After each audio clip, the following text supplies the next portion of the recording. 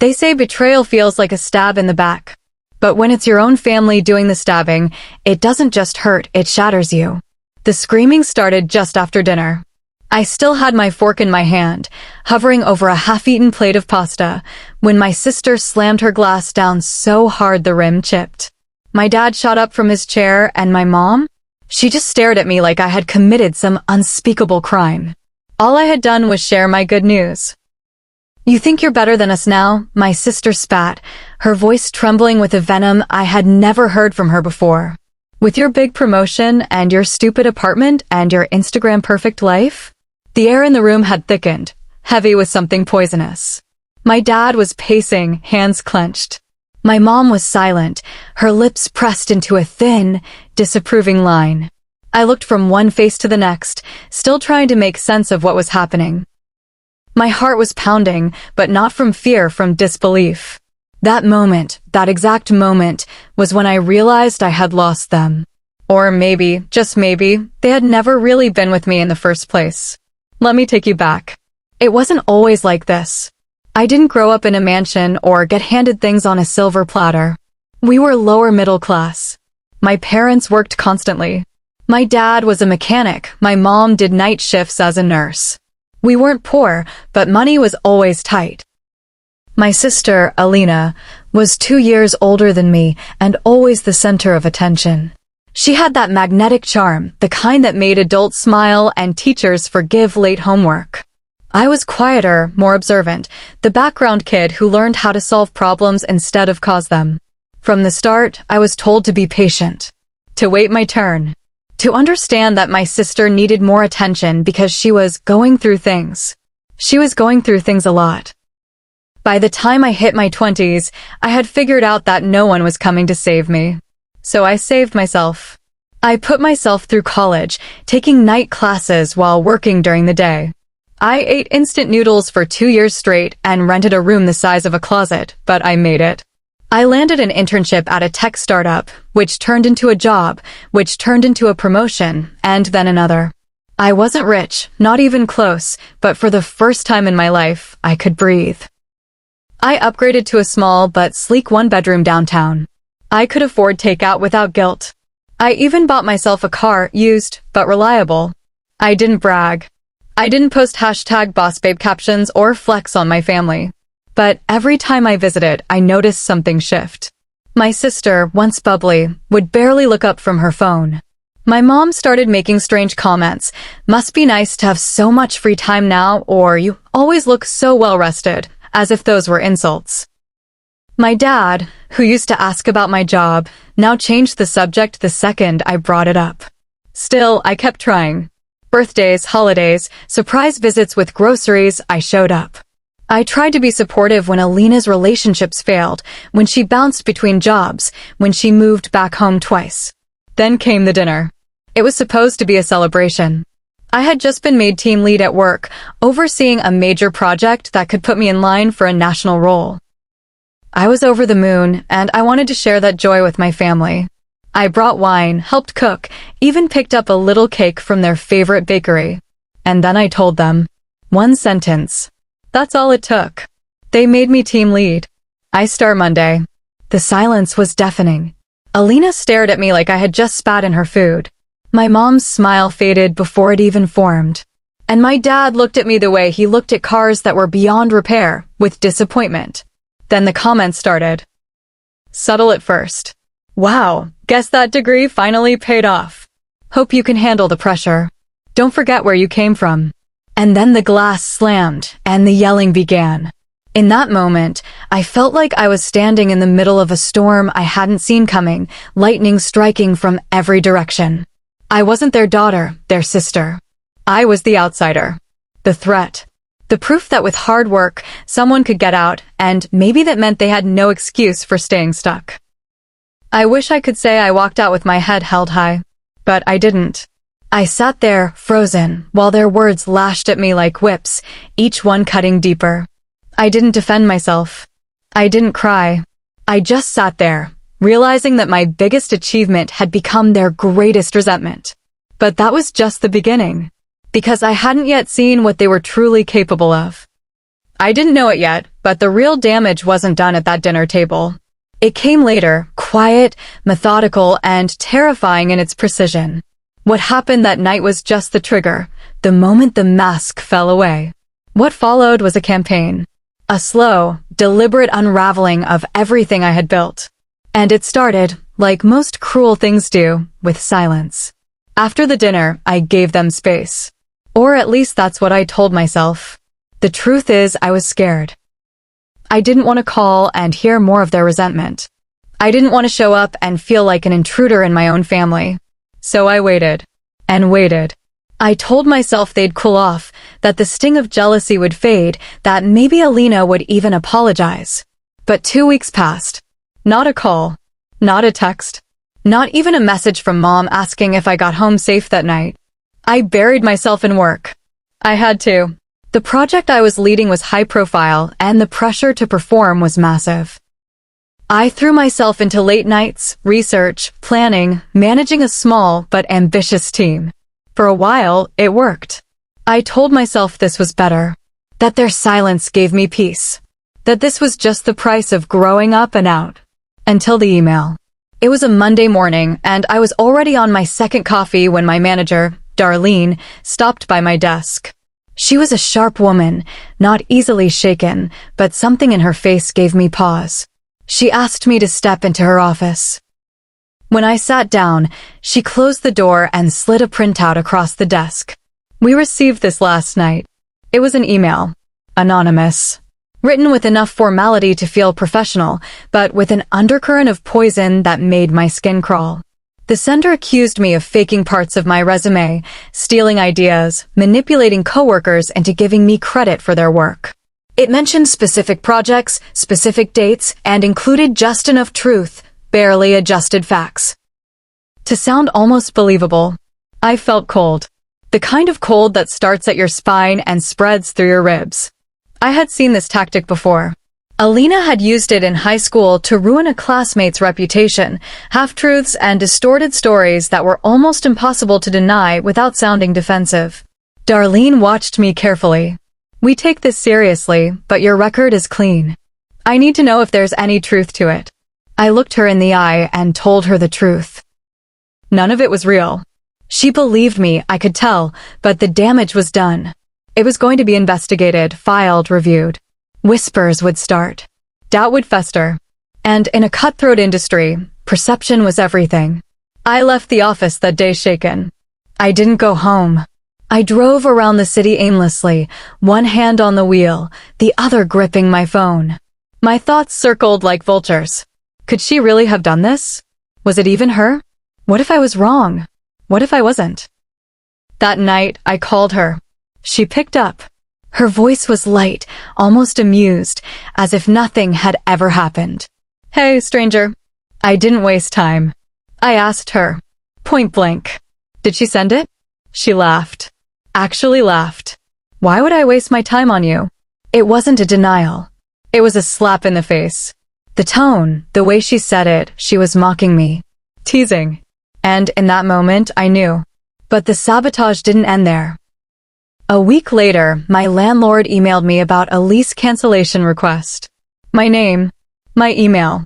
I hadn't sent it. Then my bank flagged suspicious activity on my account. My card was frozen for 3 days. My mail stopped arriving, and when I checked with the post office, they said I had filed a change of address form. All small things.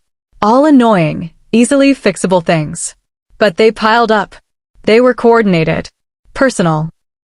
And worst of all, they felt like whispers in a dark room, hands reaching out from the shadows just to push me off balance.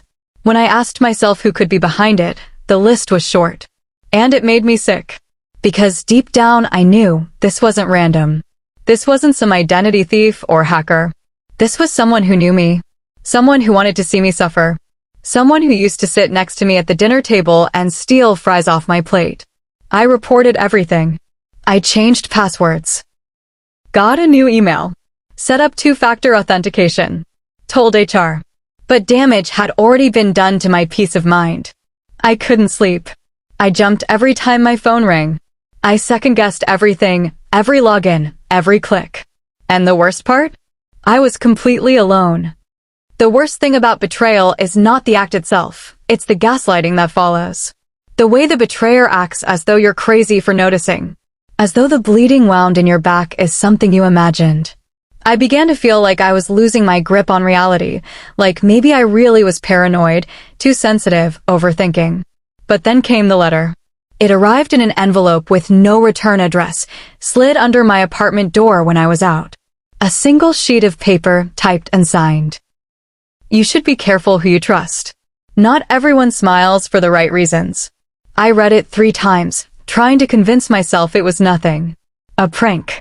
Spam. Maybe even a neighbor with too much time. But the timing was too precise. The words too targeted. And the creeping feeling that had lived in the back of my skull for weeks now bloomed into full-body dread. It wasn't just Alina. I started digging. I had to know just how deep this ran. I logged into my old laptop, the one I used during college, and began combing through years of emails, texts, shared documents, anything I might have missed. I scrolled through our old family group chats, our shared calendars, even the online forms I'd helped my mom fill out when she was applying for benefits last year. That's when I found it. An autofill document from a job site. My mom had used my laptop once when hers was broken. In the corner of the draft page, I saw my full name.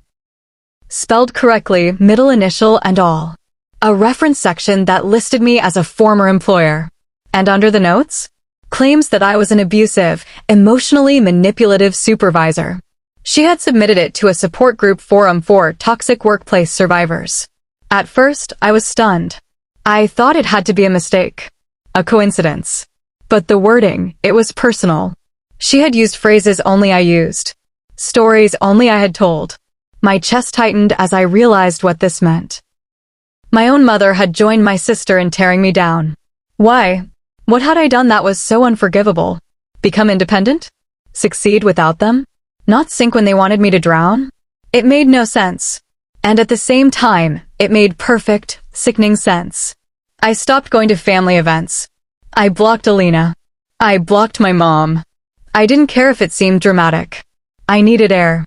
I needed space to think, to survive. But they weren't done with me. One evening, I came home late from work. It had been a brutal day, tension still brewing from the anonymous email at the office, the project barely holding together, my nerves fried. All I wanted was a hot shower and silence. Instead, I found my apartment door slightly ajar. I froze. My fingers went numb as I reached for the handle. I stepped inside slowly. The place was untouched.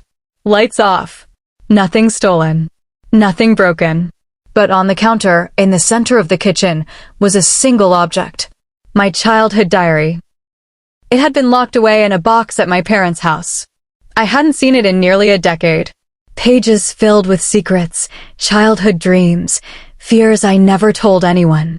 And now it was here, laid open to a page where 12-year-old me had written, "Sometimes I wish I could run away and never come back. I don't feel like I belong in this family." I dropped to my knees.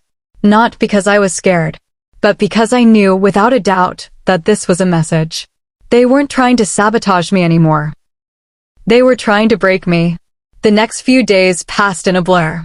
I changed my locks. I contacted the building manager. I filed a police report, even though there was no evidence of forced entry. But the officer's eyes, tired and skeptical, told me he thought I was being dramatic.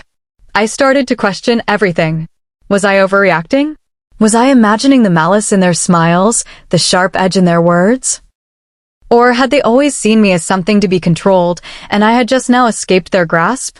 One night, unable to sleep, I sat on my living room floor, surrounded by old photo albums I had taken from their house years ago.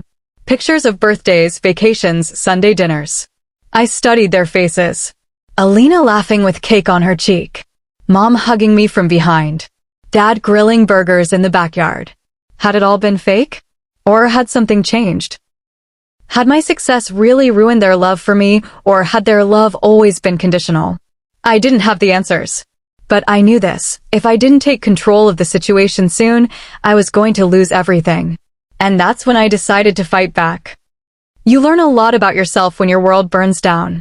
Not in the metaphorical way people use in motivational quotes, but literally, when the people you love turn into ghosts with knives, when your job teeters because of whispers, and your home stops feeling safe because someone walked into it like they owned you. I didn't cry after the diary incident. That surprised me. I didn't rage either. I sat still for a long time. The kind of stillness that only comes after you accept that the people you've tried to protect will never protect you back. And then, finally, I did what I should have done months earlier. I started collecting evidence. I wasn't a genius, but I was meticulous. It started with backing up everything. Work emails. Texts from Alina. The metadata from the anonymous complaint email. The bank alerts. The post office change. Screenshots, timestamps, VPN logs. I printed everything out and organized it into folders. I even bought a safe. My apartment turned into a miniature investigation lab. And for once, the paranoia had a purpose. I also hired a private investigator. His name was Reggie. Ex-cybersecurity, blunt, and skeptical at first. I gave him the basics, careful not to sound like a conspiracy theorist. Within a week, he confirmed what I suspected. Several of the digital footprints linked back to a Wi-Fi network registered at my parents' address. Alina's browsing history? Full of forum threads on how to mask your IP, write anonymous tips, and file complaints through HR platforms without getting traced. Reggie even found a draft post she'd left open on her cloud account, describing my work environment in terms that only someone on the inside, or with inside access, would know. It was more than enough to confront her. But I didn't want to confront. I wanted to expose. So I waited. I let her play.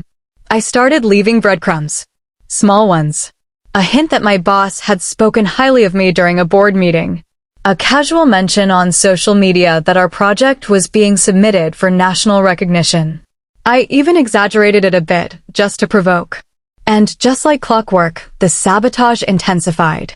Another false complaint hit HR. A disturbing voicemail left on my work line. My car's tires were slashed. Not enough to cause an accident, just enough to inconvenience and scare. Reggie helped me install cameras in my apartment, dash cams on my car, and even set up a dummy email account to bait Alina into engaging. And she did. Under a fake persona, I messaged her, pretending to be a disgruntled ex-colleague of mine, looking to bring me down. The response was almost instant. She wrote, "I have so much on her. She thinks she's untouchable, but she's not. People like her need to be reminded who they are." She included screenshots of my private messages, things she'd dug up years ago. She even offered to share files that were proof of my toxicity. I had everything I needed. But the final blow came from an unexpected place. One night, while organizing folders, I found a strange file from months ago buried in an old shared drive from my mom's laptop. It was a letter. An unsent email. Addressed to me. It read, "You'll never be one of us." Not really. We don't say it, but we feel it. The way you look at us. The way you think you're above. I saw it coming when you got that first scholarship. You didn't need us anymore. That was the problem. And we don't like feeling useless. My mom had written it. She never sent it. But she wrote it. Thought it. Saved it. I wasn't imagining the resentment. I had become a mirror they didn't want to look into. And that's when I made the decision. Not to forgive. Not to fight them directly. But to cut them off. I filed a restraining order. With all the documentation Reggie helped me gather, the court approved it quickly. The judge looked at me with a mix of pity and disbelief, but I didn't care. I was done explaining. Next, I changed my number. Got a new one through a privacy service. I transferred my work number to a new device with stricter filters. I moved to a new apartment across town. Gated complex. Cameras. No one but my employer and 2 friends knew where I was. And finally, I told my boss everything. I showed her the binder I had put together. The emails. The screenshots. The security footage. The attempt to destroy my career, orchestrated by my own blood. She didn't say anything at first. Just stood there flipping through page after page. When she looked up, her eyes were glassy. If anyone had tried to convince me a family would go to these lengths, I wouldn't have believed them. I nodded. I didn't either. She didn't just keep me on. She promoted me. I thought that was the end. But part 5 is where they try one last time. And it gets even uglier. I thought disappearing would end it. That cutting ties would be enough. That the restraining order, the evidence, the distance, I thought all of it would finally give me peace. And for a little while, it did. The weeks following my move were quiet. Almost too quiet. I worked, I walked, I breathed. I got used to silence again. Not the heavy, resentful silence of a bitter home, but the clean, undisturbed quiet of safety.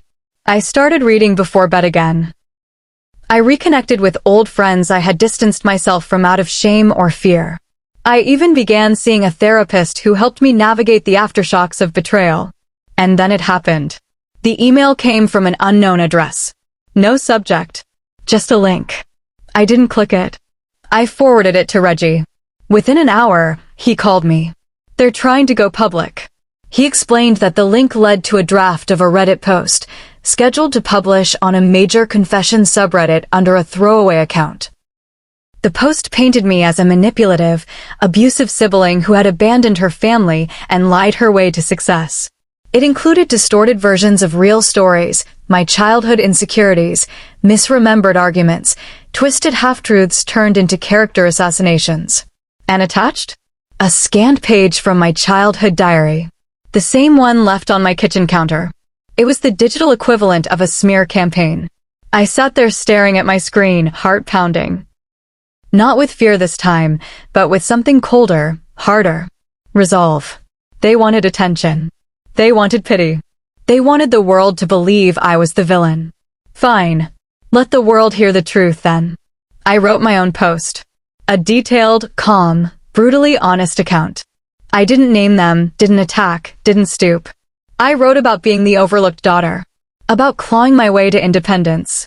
About what it feels like when your success becomes a mirror for someone else's insecurity. I included screenshots, not of them directly, but of the emails, the evidence of sabotage, the police reports, the restraining order. I never once named them. I didn't have to. The truth had fingerprints. I posted it on the same subreddit, a day before theirs was set to go live. Mine went viral. Thousands of comments. Messages of support. People sharing their own stories. People recognizing the signs in their own families. For the first time, I didn't feel crazy. I didn't feel alone. The next day, their post never went live. Reggie later confirmed the account had been deleted. Whether it was fear of exposure or guilt, I never found out. And honestly, I didn't care anymore. The silence that followed wasn't empty. It was earned. It's been nearly a year now. I got the national role. I lead a team across 3 states. I speak at conferences now. I travel. I live. And most importantly, I no longer explain myself to people who refuse to see me. Sometimes I think about Alina. About my parents. I wonder if they regret it. If they think about what they lost. If they realize the version of me they tried to destroy was the one who would have helped them, lifted them, brought them with me. But I can't live in what-ifs anymore. I learned that sometimes, your biggest win isn't the success, it's choosing your own peace over proving your worth. Because I did win. Just not the way they expected.